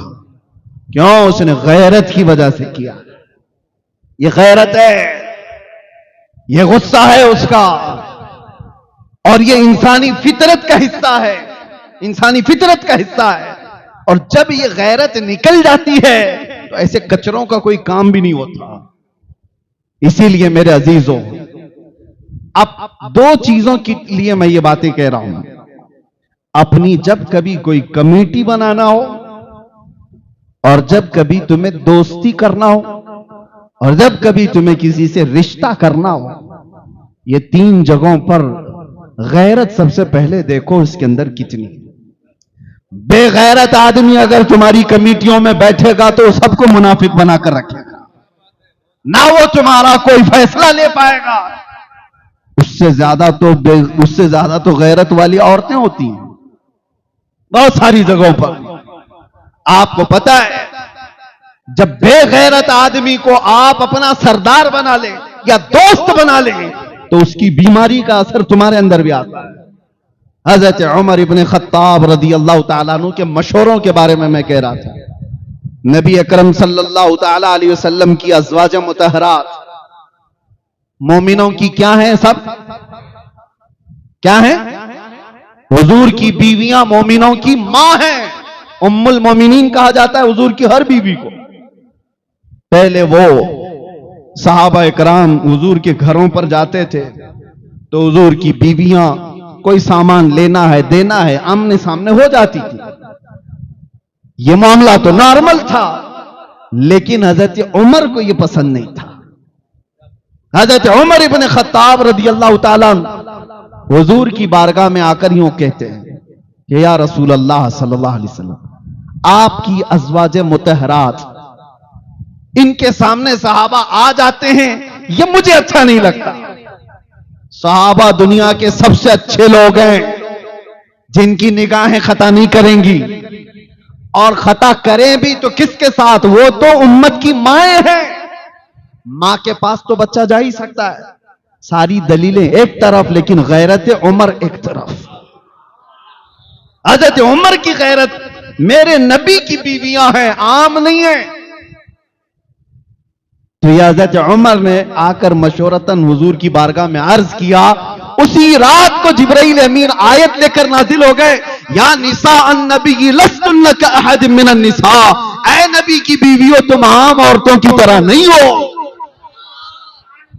आम औरतों की तरह नहीं हो। फिर अल्लाह ने हुक्म नाजिल फरमा दिया, ऐ लोगो वइज़ा सअलतुमुहुन्ना मताअन फस्अलूहुन्ना मिन वराइ हिजाब, जब तुम्हें किसी बात का सवाल करना है नबी की बीवियों से या कुछ मांगना है तो आज के बाद पर्दे के पीछे खड़े होकर के मांगो। यह गैरत उमर है। उमर इब्न खत्ताब रदियल्लाहु ताला अन्हु की गैरत ने वो चीज, हुजूर पाक सल्लल्लाहु ताला अलैहि वसल्लम ने ख्वाब देख करके ये भी तो फरमाया था कि मैंने देखा कि उमर इब्न खत्ताब रदियल्लाहु ताला अन्हु के मुताल्लिक कि उनका जुब्बा जमीन तक लगा हुआ था। तो हजरत उमर ने पूछा कि ये इस ख्वाब की ताबीर क्या है? नबी पाक सल्लल्लाहु अलैहि वसल्लम ने फरमाया, उमर ये तुम्हारी गैरत की ताबीर, गैरत की ताबीर है। अब हकीकी बात की तरफ आ जाता हूं। बीवी को टच करने पर गैरत आ जाती है, बेदार हो जाता है आदमी। मां को अगर गाली दे दे तो गैरत आ जाती है। आप खामोश रहेंगे कि आपकी मां को गाली दे दे? खामोश रहोगे? तुम्हारी बेटियां या तुम्हारी बहनों को कोई छेड़छाड़ करे तो खामोश रहोगे? जो रिएक्शन होगा कर ही डालोगे आप। पता है, सामने वाले से कहोगे कि गलती से हो गई है तो ठीक है, लेकिन दोबारा करेगा तो दांत तोड़ दूंगा, उंगली मोड़ दूंगा, कुछ तो आप रिएक्शन तो करोगे। रिएक्ट करता है आदमी। यह सब तुम्हारी गैरत का 10वां हिस्सा भी नहीं है। औरतों के बारे में जो गैरतमंद होता है, 10वां हिस्सा भी नहीं गैरत का।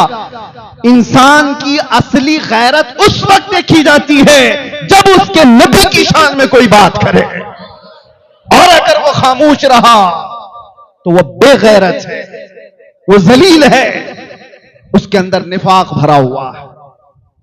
नबी अकरम सल्लल्लाहु तआला अलैहि वसल्लम के मुतालिक गैरत अगर सबसे ज्यादा मैंने महसूस किया वो उमर इब्न खत्ताब की बारगाह। वो हल्की चीज भी नहीं बर्दाश्त करते थे, नहीं बर्दाश्त करते।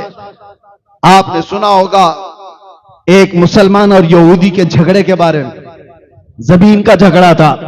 हुजूर पाक सल्लल्लाहु अलैहि वसल्लम ने फैसला सुना दिया था, यहूदी के हक में जमीन थी, लेकिन वो मुसलमान जो नाम का था मानने से इनकार कर दिया और कहा नहीं ये फैसला सही नहीं हुआ है।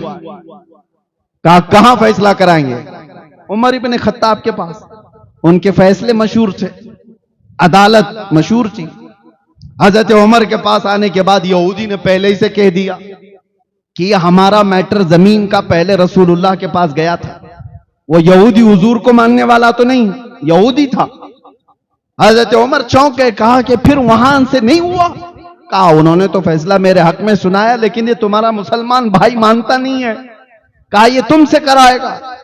फिर हजरत उमर ने तलवार उठाई और उसकी गर्दन मार दी। मेरे अजीजों, ये सुनने के लिए तो आसान है। उमर इब्न खत्ताब आम आदमी नहीं है, उनका अमल शरीयत बनने वाला है। उनका अमल क़यामत तक के लिए लोगों की तकलीद का सबब बनने वाला है। हर उठे बैठे कुछ काम कर नहीं सकते थे, लेकिन गर्दन तुम्हारी दी। अब मदीने में मशहूर हुआ, उमर इब्न खत्ताब ने एक मुसलमान को मारा था। तो वो मुसलमान दिखने में नाम, हुजूर के पास आना जाना, नमाजें पढ़ना। अब एक तरफ हजरत उमर हैं और एक तरफ वो कत्ल किया हुआ, उसकी तरफ से लोग भी कह रहे हैं कि उमर ने बहुत बड़ा काम कर दिया, बहुत, कि ये जज्बे में आकर के किसी की गर्दन मार दिया। यहूदी और मुसलमान की जब बात हो तो एक मुसलमान का कैसे कत्ल? हजरत उमर को बुलाया गया हुजूर के पास और हुजूर पाक सल्लल्लाहु अलैहि वसल्लम ने पूछा, उमर तुमने एक मुसलमान की गर्दन मारी? अब जवाब सुना। हजरत उमर ने कहा, या रसूल अल्लाह, मैं उसको मुसलमान मानता ही नहीं था, नहीं मैंने किसी मुसलमान की गर्दन नहीं मारी। तो हुजूर ने फरमाया, तुमको कैसे पता वो मुसलमान था कि नहीं था? अब ये बड़ी चीज है, किसी के बारे में कोई कह नहीं सकता। कैसे कहेगा? आपको मैं बताऊं, काफिर भी साबित नजर आता है, मुसलमान भी नजर आता है, मुनाफिक नहीं नजर आता। मुनाफिक दिल के अंदर छुपा हुआ है, बुग़्ज़ है, अदावत है, सब है, उसकी पेशानी पे लिखा हुआ तो नहीं है। अब आज के जमाने में किसी को मुनाफिक नहीं कह सकते, ये भी मसला सुन ले आप। किसी को मुनाफिक डायरेक्ट, हाँ अलामत निफाक है उसके अंदर, ये कह सकते हैं, निफाक की चीजें इसके अंदर है। मुनाफिक कहना ये गैब की बात है, और आज कौन इस तरह गैब की खबर देगा, दिल के अंदर छुपी हुई चीज। अब हजरत उमर ने जब ये कहा मैं उसको मुसलमान मानता ही नहीं, हुजूर ने फरमाया, कैसे कैसे नहीं मानते? दलील तो कुछ नहीं थी ना, वो मरे हुए की पेशानी पर लिखा हुआ था कि हादा मुनाफिक, कहीं कुछ लिखा हुआ नहीं था। हजरत उमर ने कहा, या रसूल अल्लाह, जब वो आपके फैसले को नहीं माना तो? ये तो हजरत उमर की बात चल रही है मेरे अजीजों, हुजूर भी जरह कर रहे हैं, ये आर्ग्यूमेंट हो रहा है। रसूल पाक सल्लल्लाहु अलैहि वसल्लम ने फरमाया, उमर क्या तुम अपनी तरफ से, अपनी राय से साथ ये कायम कर लोगे कि कौन मुसलमान है, कौन मुनाफिक है, कौन मुसलमान नहीं है?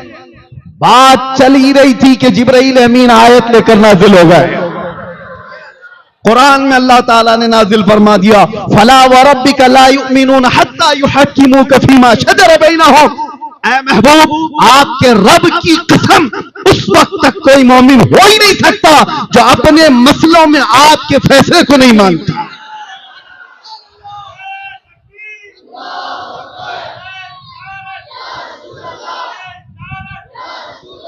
यह हजरत उमर की गैरत थी, कर दिया जो करना था। लेकिन दलील के लिए कुछ था नहीं कि मरा हुआ मुनाफिक है। लेकिन कोई दलील के लिए साथ में हो या ना हो, मेरा रब हजरत उमर की गवाही देते हुए कुरान में आयत नाजिल फरमा। कुरान में आयत आके आज भी तिलावत कर रहे हैं। और फिर ये मसला बन गया शरीयत तक के लिए, शरीयत कयामत तक के लिए ये दलील बन गई। अजीजान गिरामी वखार, ये कौन सी बात है जो हजरत उमर को इतना बड़ा काम करने पर आमादा कर गई? वो हजरत उमर की जलाल, रौब, तमकनत, उनके दबदबे को ही लोग सुने होंगे, लेकिन जितने वो नरम दिल थे, आपको अंदाजा है? बहुत नरम दिल थे, बहुत नरम दिल। इतने कि जब रात को वो मुसल्ले पर रोते थे, उनके आंखों के नीचे पूरे काले हल्के पड़ गए थे। दिल की नरमी इतनी थी। लेकिन दिल की नरमी होने का मतलब यह नहीं है कि हुब्बे मुस्तफा पर भी आदमी नरम हो जाए। आज कुछ लोगों ने यह बात लोगों में मशहूर कर रखी है। सूफी का मतलब होता है नरम रब्बल वाला बॉल, गेंद। उस सूफी का मतलब होता है कुछ नहीं करता हो, अल्लाह अल्लाह करता रहता है, अल्लाह अल्लाह करता रहता है। मेरे अजीजों, वो सूफी कौन सा है जो सिर्फ और सिर्फ सर झुकाए बैठा रहे? दुनिया का सबसे बड़ा सूफी तो करबला के मैदान में था। इमाम हुसैन से बड़ा सूफी कौन है? उनका नाम लेकर के रोटियां तोड़ने वाले, उनके नाम पर अपनी दुकानें चलाने वाले सूफी कहते हैं। और तुम्हें डर आती है, डर लगता है इमाम हुसैन की तरह बात करने के लिए। इनके किरदार हैं यजीदियों के, बात करते हैं हुसैन की। मैं ऐसे सूफियों को नहीं मानता। सूफी वही होगा जो हुब्बे मुस्तफा पर जलाल आए और ईमान वालों के साथ वो दिल के अंदर नरमी रखे। हाँ, सूफी वही है। नरम दिल तो होना ही चाहिए। लोगों ने एक अलग कॉन्सेप्ट बना करके रखा है। सूफी तसव्वुफ का मतलब है दुनिया छोड़ करके रहना, किसी को कुछ नहीं कहना, किसी को कुछ नहीं कहना।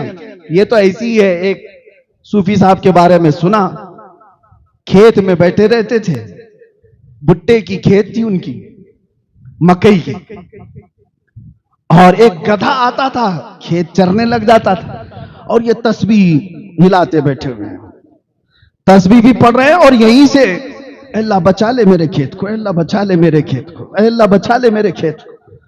वो गधा है, चर के चला जाता था। कुछ मोहल्ले के जवान थे, ओल्ड डुबली वाले, वो सूफी साहब को रोज देख रहे थे। कहा ये पीर साहब रोज तस्बीह घुमा रहे हैं और ये गधा चर के चला जाता है। एक दिन देखा, 2 दिन देखा, 4 दिन, इनकी तस्बीह नहीं खत्म होती और गधा खाना नहीं छोड़ता। आधा खेत खत्म हो गया था। 5 दिन के बाद ये नौजवान लोग एक बड़ा डंडा लेकर के आए और उसके बाद आए, जैसी गधा खेत में आया, गधे को इधर से मारा, उधर से मारा, इधर से मारा, उधर से मारा। गधा चीखते चीखते जख्मी होकर भाग गया, खेत महफूज हो गया, बच गया। सूफी साहब के पास आए जवान लोग, कहा कि हजरत हर काम तस्बीह से नहीं होता, कुछ कामों के लिए डंडे भी चाहिए।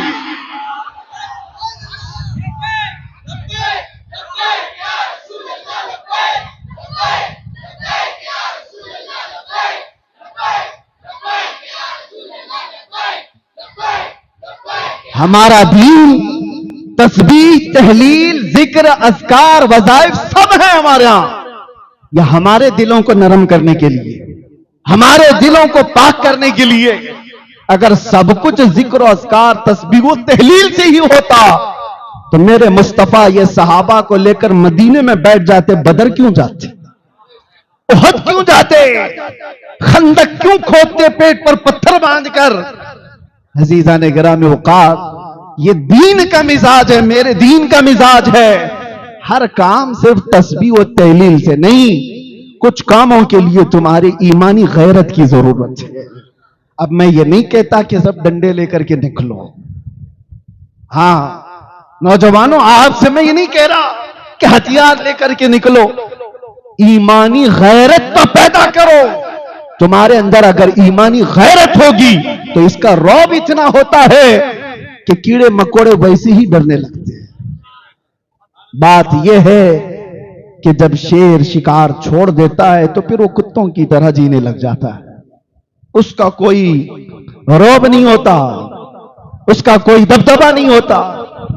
आपको ये नहीं कहा जा रहा है कि शिकार करने लगो, लेकिन अपने अंदर इतनी ईमानी गैरत बाकी रखो, इतनी ईमानी गैरत बाकी रखो कि दुनिया को ये समझ में आए कि इसके साथ जो कुछ भी कर लें, लेकिन इसकी ईमानी गैरत जब बेदार होती है तो ये बहुत बड़ा इनकलाब और एक बहुत बड़ी सुनामी लेके आ सकता है। अजीजा ने गिरामी वकार, सैयदना उमर इब्न खत्ताब रदी अल्लाह ताला अन्हु की ईमानी गैरत आपको बता रहा हूं। आप दो चीजों का एक बहुत बड़ा हुक्म दे करके गए। मैं पढ़ रहा था आपकी सीरत में, मुझे बहुत अच्छी चीज लगी। आप फरमाते हैं दो चीजों से मुझे डर ही नहीं, एक चीज से डर लगता है। उमर इब्न खत्ताब कहा दो चीजों से बिल्कुल मैं पॉजिटिव हूं, डर नहीं। कहा कौन सी? कहा एक ईमान वाला वो जो अपना ईमान जाहिर करता है, अपना ईमान जाहिर करता है, वो बहुत अच्छा आदमी है, मुझे उससे डर नहीं। और दूसरा वो काफिर जो अपने कुफ्र का इजहार भी करता है, उससे भी डर नहीं। खुला हुआ काफिर है, कह भी रहा है।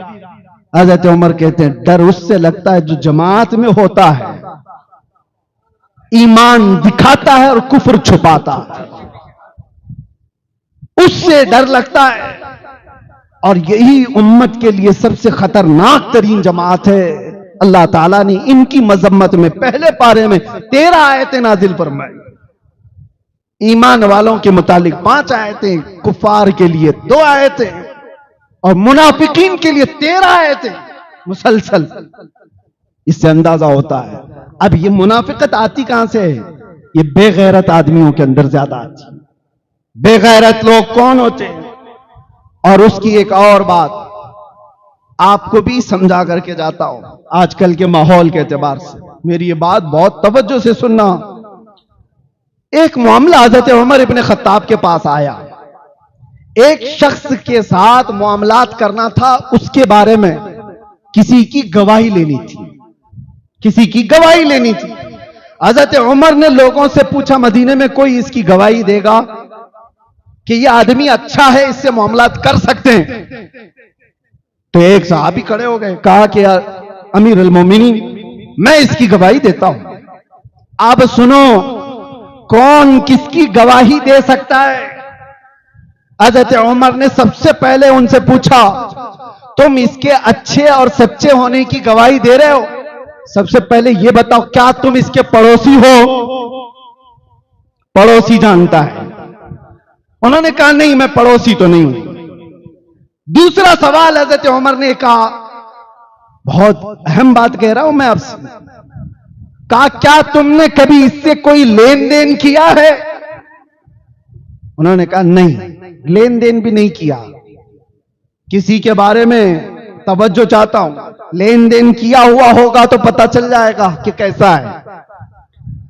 तीसरा सवाल हज़रत उमर ने किया, क्या तुमने कभी इसके साथ सफर किया है? उन्होंने कहा नहीं मैं सफर भी नहीं किया। तो हज़रत उमर मुस्कुराने लगे, कहा अच्छा तुमने इसको मस्जिद में देखा होगा, नमाज रोजा वगैरह में। उन्होंने कहा हाँ मैंने इसको 5 वक्त देखा। हज़रत उमर ने कहा चुप हो जा, तू इसकी गवाही देने के काबिल ही नहीं। इसकी नमाज, इसके रोजे, इसकी ज़कात देखा तो हूं। हज़रत उमर ने कहा तू इसकी गवाही देने के काबिल नहीं है। जिसको सिर्फ मस्जिदों में देखे हो उसकी अच्छाई की गवाही नहीं। हज़रत उमर कहते हैं जो अपने पड़ोसियों के साथ या लेन देन में मामलात में पक्का या सफर में उसकी सारी असलियत अच्छी हो, उसके मुतालिक तुम बगैर किसी खौफ की गवाही दे सकते हो। यह हज़रत उमर ने कहा यह बहुत बड़ा पैगाम है आज के लिए। तो सिर्फ दिखने वाली चीजों के मुतालिक आप अपने दिमाग में यह मत बिठा लेना कि बहुत अच्छा है। नमाजें, रोजे, ज़कात, हज, यह हमारे दीन का 25% हिस्सा है और मामलात ये 75% है। और जो मामलात में कच्चा है वो दीनदार नहीं कहला सकता। नमाजी हो सकता है, ज़कात वाला हो सकता है, हाजी हो सकता है, दीनदार वही होगा जो मामलात में अच्छा होगा। उसकी बीवी के साथ उसके ताल्लुकात कैसे, उसके पड़ोसी के साथ उसके कैसे ताल्लुकात है, और फिर वो लेन देन में कैसा है, वादे का पक्का है कि नहीं। यहां तो 90% डूबे हुए हो, जो कहा उस पर कायम नहीं। पैसे लेने के वक्त चेहरा अलग है, वापस देने के वक्त उनके हाव भाव बदले हुए। मामलात, यहां आदमी के निफाक के बारे में कहा गया है, ईमान वाले की अलामत नहीं है। मैं तो एक हाजी साहब को देखा था, अल्लाह उनको गरीक़ रहमत फरमाए। उनकी वो लकड़ी की मिल थी, सॉमिल जिसको कहते हैं, जिसमें लकड़ियां काटी जाती हैं। बुढ़ापा आया तो उनके बच्चे भी थे, बहुत पैसे वाले अच्छे, जिनको कहा जाए कि अपने जमाने के अमीर तरीन आदमी थे। उठा करके औने पौने जो कीमत आई वो सॉमिल बेच दिया। लोग सब हैरत में थे कि ये चीज मिलती नहीं है जल्दी किसी को, लाइसेंस नहीं मिलता और आपने उठाकर बेच दिया। उन्होंने मेरे सामने कहा कि मुफ्ती साहब, मुझे डर सिर्फ इस बात का है कि मेरे मरने के बाद मेरी औलाद गैर कानूनी लकड़ियां कहीं काटना ना शुरू कर दी, इसलिए मैंने बेच दिया। यह है ईमानी गैरत, यह है ईमानी गैरत। मामलात में आदमी ऐसा हो जो औलाद के सिलसिले में भी इस तरह का रवैया रखता हो, वो ईमान है मेरे अजीज। सैयदना उमर इब्न खत्ताब रज़ी अल्लाह ताला अन्हु के मामलात के सिलसिले में जो बातें हैं वो भी थोड़ा मैं अर्ज कर रहा हूं। गैरत के मुतालिक मैंने जो बात की, इतनी गैरत तो होनी चाहिए। हज़रत उमर ही वो आदमी है तन्हा जो जल्दी दबना नहीं चाहते, झुकना नहीं चाहते कभी भी। सुलह हुदैबिया हो रही थी, ऑब्जेक्शन किसी का नहीं था। तकरीबन 1400 सहाबा थे, वो आमन्ना सद्दकना कहने वाले सब थे। हुजूर ने जो फरमाया वो आखिरी बात है, लेकिन 1400 सहाबा में उमर इब्न खत्ताब भी थे। हुजूर पाक सल्लल्लाहु अलैहि वसल्लम डील कर रहे हैं, एग्रीमेंट कर रहे हैं मक्का के काफिरों के साथ, क्योंकि हालात ऐसे थे। मक्का वालों ने रसूलुल्लाह को और सहाबा को मक्का से 35 किलोमीटर दूर रोक दिया था कि आप उम्रा नहीं कर सकते, एहराम उतार करके वापस चले जाओ मदीने, अपने जानवरों को यहीं ज़बह कर दो और अगले साल आना बगैर हथियार के। एग्रीमेंट में क्या क्या लिखाया जा रहा है कि तुम्हारे और हमारे दरमियान इन इन शर्तों पर एक सुलह होगी तो हम आपको जाने देंगे, वरना जंग होगी। हुजूर ने फरमाया जंग नहीं करना है, सुलह करना। अब यहां पर एक ही शख्स है हज़रत उमर, वो कहते हैं जंग क्यों नहीं कर सकते, इन कुत्तों से दबेंगे क्यों, डरेंगे क्यों। या रसूल अल्लाह, बदर में तो हम थे, उहद में भी थे, हम खंदक में भी थे, ये सब जंगे हम देखे हैं और इनको भी हम अच्छी तरह से देखे हुए हैं, निमटा देंगे, जो होगा देखा जाएगा। हजरत उमर की गैरत थी, वो कह रहे थे कि इनसे दब करके क्यों रसूलुल्लाह सुलह करेंगे, मगर वो मेरे नबी की नजर थी, वो अल्लाह की तरफ से वही की हुई नजर थी। आप फरमा रहे थे उमर, मैं जो देख रहा हूं वो तुम नहीं देख सकते। दिल को उस वक्त तक इत्मीनान नहीं आ रहा था। सहाबा को जा जा करके उमर इब्न खत्ताब क्या कह रहे थे, चलो सबके सब मिल के हुजूर से कहते हैं हम सब लड़ने के लिए तैयार, मरने के लिए तैयार है, बगैर उम्रा किए हुए क्यों हम बाल कटा लें, यहां पर क्यों अपने एहराम उतारें। सारे सहाबा कोई आने को तैयार नहीं। क्या हुजूर ने फरमा दिया, अब उसके बाद क्या कहेंगे। चंद लोग कह रहे थे चलो उमर एक काम करते हैं, अबू बकर सिद्दीक को मना लेते हैं और अबू बकर सिद्दीक को अपनी तरफ करके रसूलुल्लाह के पास लेके चलेंगे और रसूलुल्लाह अबू बकर सिद्दीक के मशवरे को रद्द नहीं करेंगे। तो ये सोच करके हजरत उमर गए अबू बकर सिद्दीक के पास और सुनाने लग गए कि अबू बकर आप देख नहीं रहे, ऐसी ऐसी सुलह हो रही है कि मदीने से कोई आएगा मक्का भाग करके तो ये वापस नहीं करेंगे, और मक्का से कोई हमारे पास आया तो हमें वापस करना पड़ेगा। बहुत सारी ऐसी दबी हुई शर्तें थी। उम्रा नहीं करने देंगे इस साल, और अगले साल आए भी तो बगैर किसी हथियार के आएंगे, हिफाजत के लिए भी कुछ नहीं रखेंगे। ये सब क्या बातें हैं? अबू बकर चलो हम चल करके कहते हैं हुजूर की बारगाह में कि हम लड़ने के लिए तैयार हैं, जंग करेंगे, उसके बाद उम्रा भी करेंगे। हजरत उमर को जो जो बोलना था बोल गए। ये गैरत की बात थी, ये गैरत है। और जहां सदाकत कमाल पर होगी वो सिद्दीक अकबर की थी। गैरत अलग मामलात कराती है, ये क्या है? क्विक मामलात, अभी देखा अभी मार दूंगा। और एक है तवक्कुल और सदाकत की जात। सिद्दीक अकबर ने उमर इब्ने खत्ताब के कंधों को पकड़ा और झिझोड़ करके हिला दिया। और क्या सख्त जुमले कहे थे जानते हो? उस दिन बड़े सख्त जुमले कहा था, इल्ज़म गर्ज़क या उमर, कहा ऐ उमर जुबान संभाल करके बात कर, वो रसूलुल्लाह का फैसला है, वो रसूलुल्लाह का फैसला है। वो तो कह रहे एहराम उतार कर वापस मदीने चले जाओ, कसम रब्बे जुल जलाल की हमारा ईमान ये है, मुस्तफा कहते गर्दन उतार कर मदीने जाओ तो भी उतार कर जाए।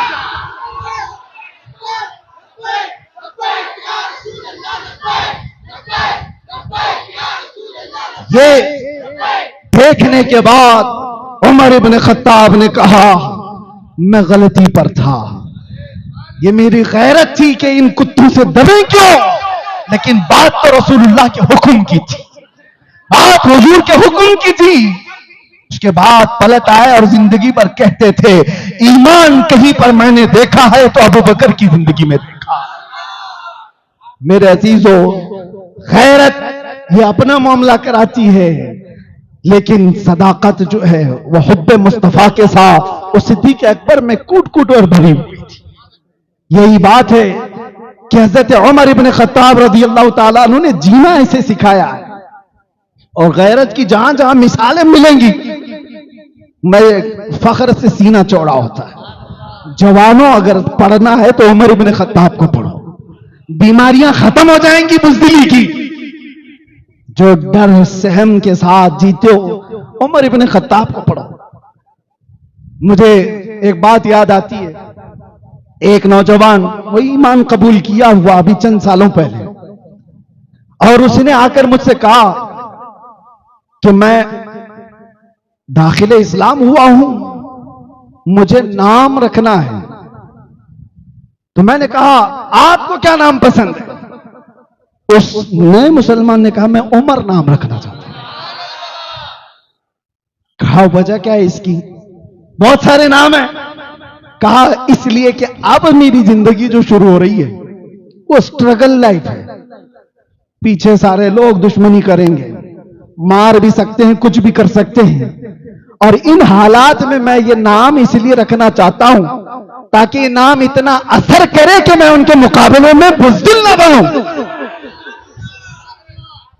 दबा हुआ ना रहूं। ये नए लोगों के दिल में ये बात है मेरे अजीज। उमर इब्ने खत्ताब को पढ़ो, उहद के मैदान में हुआ क्या था पता है आपको? जंग पासा पलट गया था, जीती हुई जंग हार गए थे।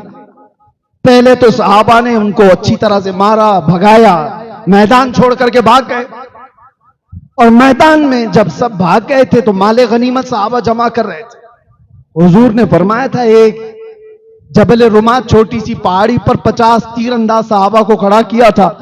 हुजूर ने फरमाया था जब तक मैं नहीं कहूं उतरना नहीं। जंग खत्म हो गई तो वो 50 तीरंदाज सहाबा आपस में कहने लगे, हुजूर ने जंग खत्म होने तक के लिए कहा था चलो उतरते हैं, हम भी माले गनीमत जमा करते।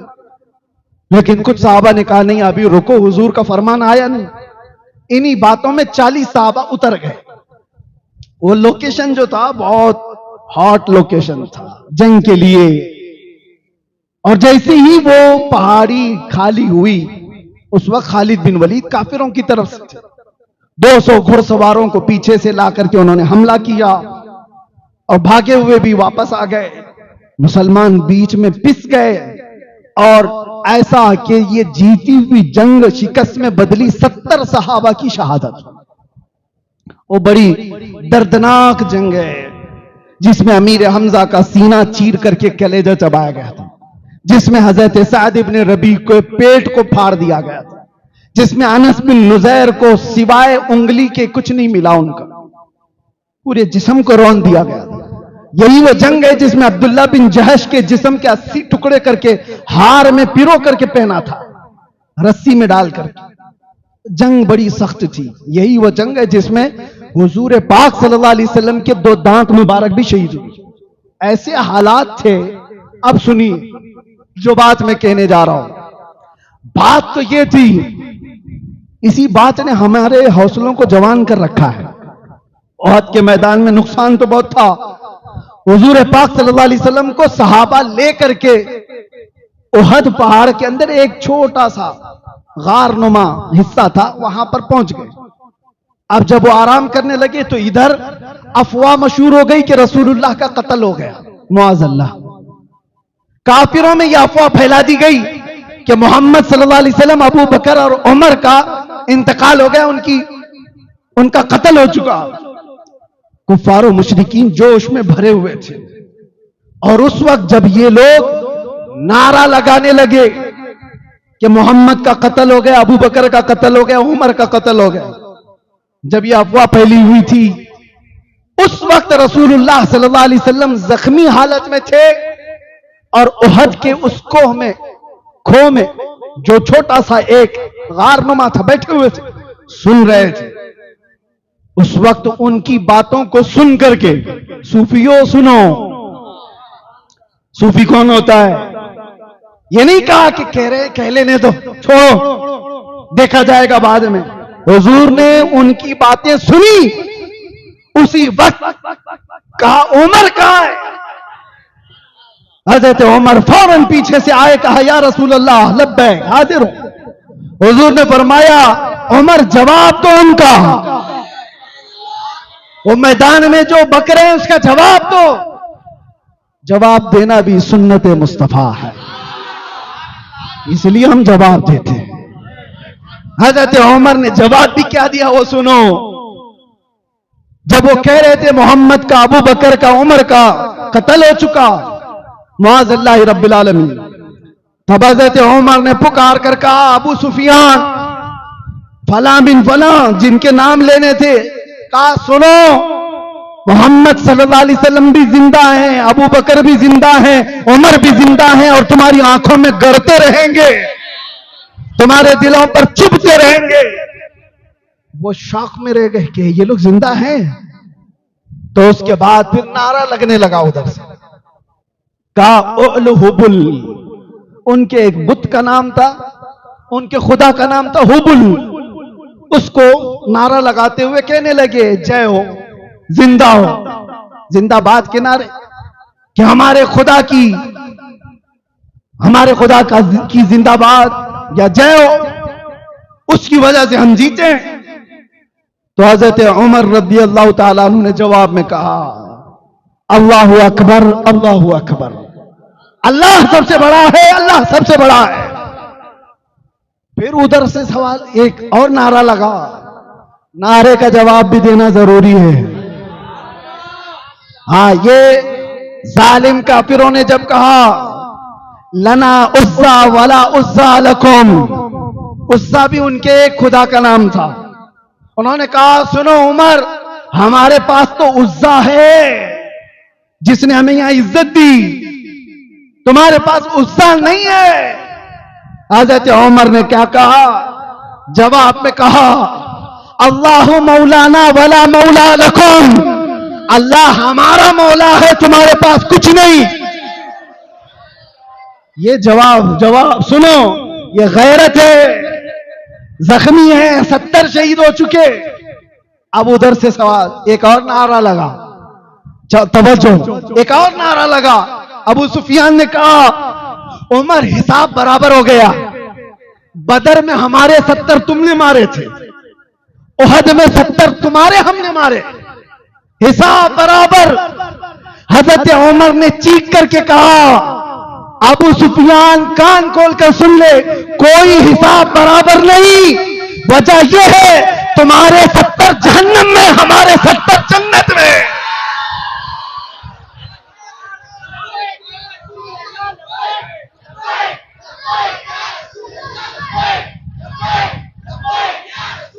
कौन सी बराबरी, कौन सी बराबरी? कोई बराबरी नहीं है। तुम्हारे 70 जो मारे गए थे सब जहन्नम में गए, हमारे 70 जितने इंतकाल किए सब जन्नत में पहुंचे। ये हजरत उमर की तारीख पढ़ने के बाद फिर अगर हमसे कोई कहे चुप रहो मौलाना, तो हम कहते तू उमर वाला नहीं है, हो सकता है तू खटमल है। उमर वाला होगा, जवाब तो देगा। आपके अंदर भी मैं चाहता हूं गैरत ईमानी इतनी रखो, बीवी के लिए, मां के लिए, बेटी और बहन के लिए रख सकता है तो मेरे अजीजों, ये रिश्ते तो कब्र में जाने से पहले खत्म हो जाते हैं। उस रिश्ते के लिए कितनी गैरत होनी चाहिए जो कब्र में भी साथ दे और हशर में भी साथ, जो हमारी शफाअत करने वाला हो, जो कब्र में आने के बाद नकीरैन को हमारे सवालात जवाबात के लिए आसानी करने वाला हो। अरे जो मुस्तफा मैदान क़यामत में ये बयान करते हो कि तुम मैदान क़यामत में मुझे देखना, मेरी कैफियत ये होगी, मेरे एक कंधे पर चादर होगी जो खसक करके गिर रही होगी और मैं अपने एक हाथ से चादर संभाल रहा होगा और दूसरे हाथ से अपनी उम्मती को पकड़कर जन्नत में ले जा रहा होगा। जो न भूला हम गरीबों को रजा, याद उसकी अपनी आदत कीजिए। उनके लिए कितनी गैरत होनी चाहिए, उस मुस्तफा के लिए कितनी गैरत होनी चाहिए। अब आखिरी बात अर्ज करूं, हजरत उमर का कोई जिक्र खत्म होने वाला नहीं, लेकिन ये दवा है, मैं दवा दे करके जा रहा हूं।